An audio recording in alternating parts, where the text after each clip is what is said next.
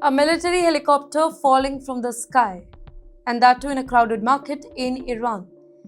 Well, this time it could not be more sensitive. An Iranian army chopper we're talking about, it has crashed near Isfahan, a historic city, a major population center, and strategically extremely important. Because not far from there lies one of Iran's key nuclear facilities, a site that was bombed by the United States during the intense 12-day confrontation in 2025. Now let that sink in.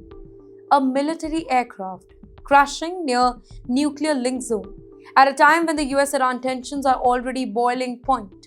Coincidence? Mechanical failure? Or something really worst? Isfahan is roughly 330 kilometers from Tehran. It is not too close to the capital though, but it is close enough to matter. And yes, when military hardware starts falling from the sky in such a region, questions multiply, and that too really fast. This is not the first incident, by the way. Just days earlier, an Iranian Air Force fighter jet went down near Hamdan. That crash killed its pilot, 2 military air accidents, and that too in quick succession. During peak geopolitical tension, now officially investigations are underway. Authorities have not confirmed any sabotage. They have not really confirmed internal interference. They have not confirmed technical malfunction either. But in times like these, silence fuels speculation because context matters.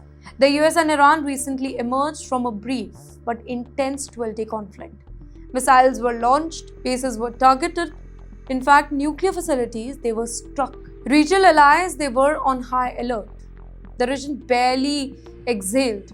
And now, military crashes begin. When a helicopter crashes near a sensitive zone, analysts ask just one question. Was this routine training? Was it transporting equipment? Was it surveillance? Or was it connected to post-strike assessments? These are not random questions, ladies and gentlemen. They are strategic ones.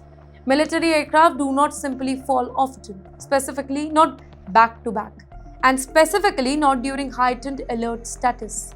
Iran's armed forces have been under strain, air defenses activated, assets repositioned, systems stretched, and in such an environment, risks increase. But here's the larger concern. If these crashes are mechanical, it signals stress within Iran's aging fleet.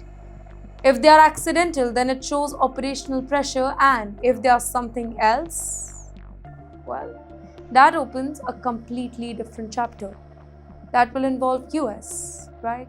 For now, Tehran has not accused anybody. Washington has made no statement linking itself to this particular crash, but the timing ensures that speculations are there. Because in the Middle East, well, events rarely happen in isolation, right? 2 crashes, one near Hamadan, another one near Isfahan, 1 pilot dead, 1 investigation unfolding, and a nuclear shadow in the background. Well, it is a coincidence or whatever it is, the timing is making this worst.